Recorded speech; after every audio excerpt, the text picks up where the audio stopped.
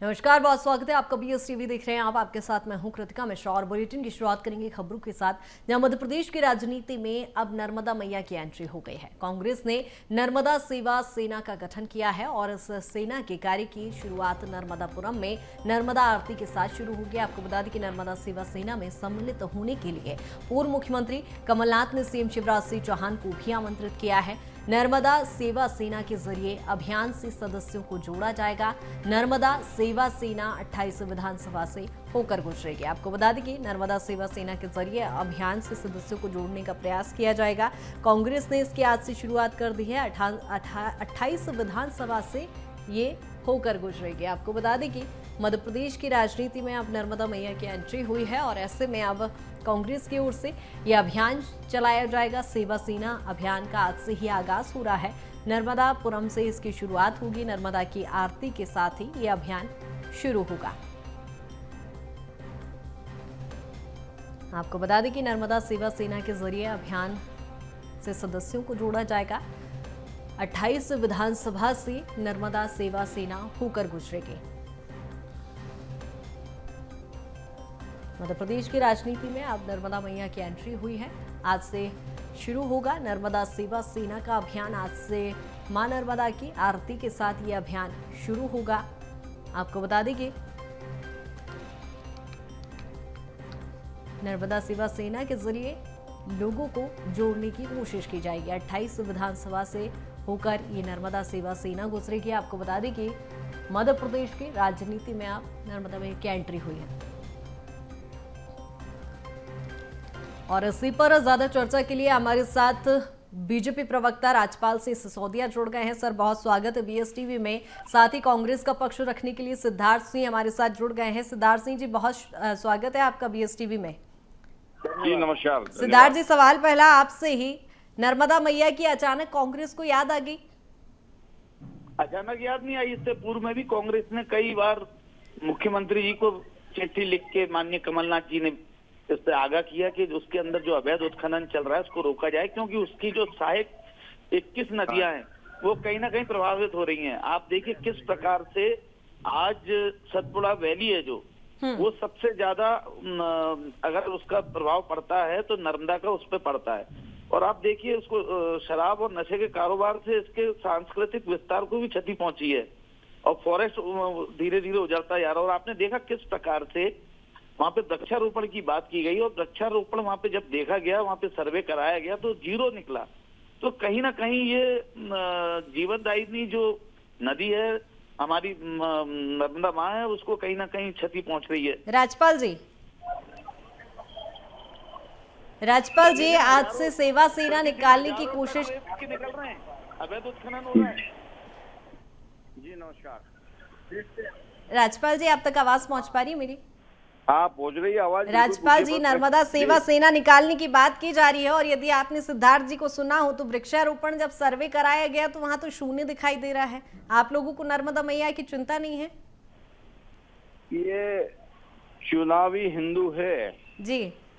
चुनाव में इनको मैया भी याद आएगी, पप्पा भी याद आएंगे और अब्बा भी याद आ रहे हैं। उज्जैन में कांग्रेस का धरना हो रहा और धरने में क्या कह रहे हैं कांग्रेस के नेता कि महाकाल की सवारी निकाल के देख लेना। और वहां पे छत में जो है इस तरीके से नोटंकी कर रहे हैं नर्मदा किनारे, नर्मदा सेना बना के, और उज्जैन में यहाँ धमका रहे हैं कांग्रेस के धरने में कि महाकाल की सवारी निकाल के दिखा देना। अरे हमने तो शिवराज जी को भी आ जाओ आप कांग्रेस के लोग, आ जाओ आप, आज निकल रही सवारी, आपका भी स्वागत है, दर्शन करने आ जाओ।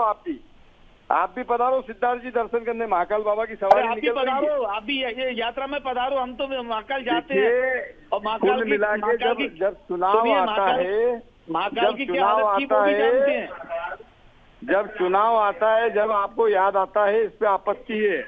अगर आप नर्मदा जी की सेवा करना चाहते हैं तो पूरे समय करिए। महाकाल के नाम अगर आपको अगर आपको ठीक है राजपाल जी, लेकिन यहाँ पर हम नर्मदा सेवा सेना की यदि बात करें तो ये सेना का गठन तो शिवराज सिंह चौहान जी ने 2018 में भी करने का कहा था, लेकिन अमल नहीं कर पाए, इस तरह का कहना है भूपेंद्र सिंह जी का।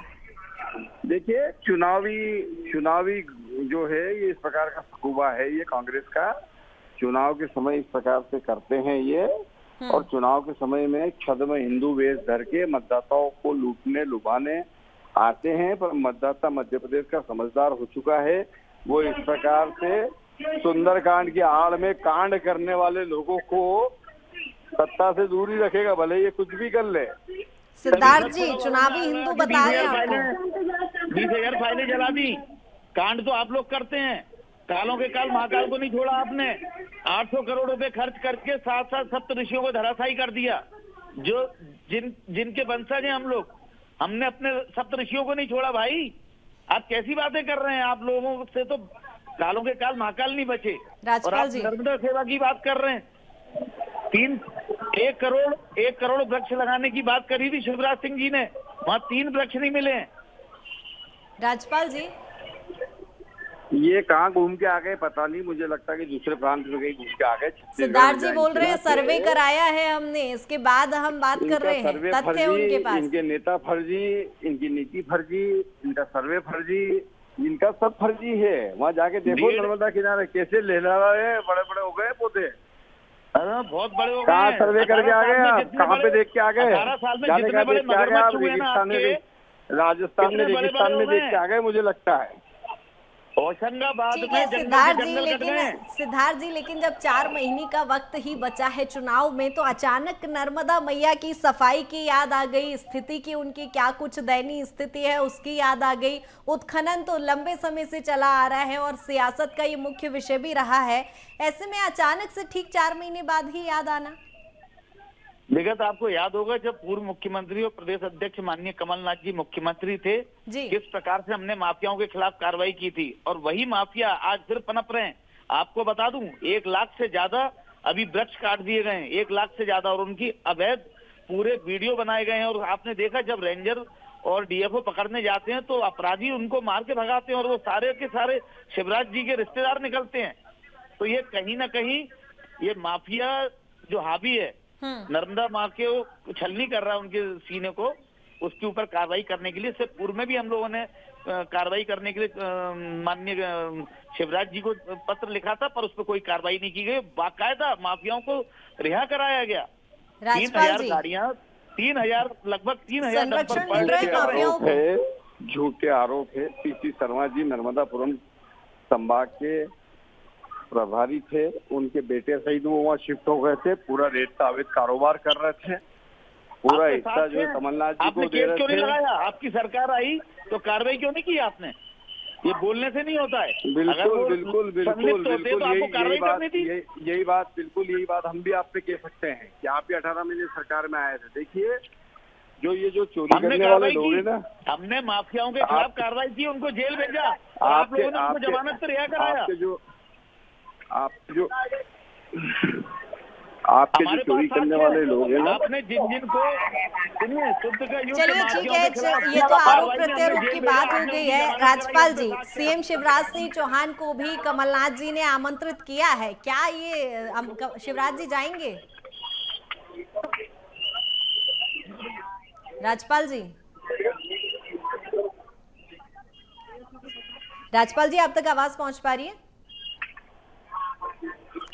लगता है राजपाल जी से हमारा संपर्क टूट गया है। सिद्धार्थ जी, आपका भी बहुत शुक्रिया तमाम चर्चा के लिए। राजपाल जी, आपका भी बहुत शुक्रिया तमाम चर्चा के लिए। जिस तरह से हम देख रहे हैं मध्य प्रदेश की राजनीति में अब नर्मदा की एंट्री हो गई है। मां नर्मदा की आरती के साथ आज कांग्रेस सेवा सेना अभियान की शुरुआत करने जा रही है। मां नर्मदा की आरती के साथ ये शुरू होगा, नर्मदापुरम से आज उसकी शुरुआत होगी।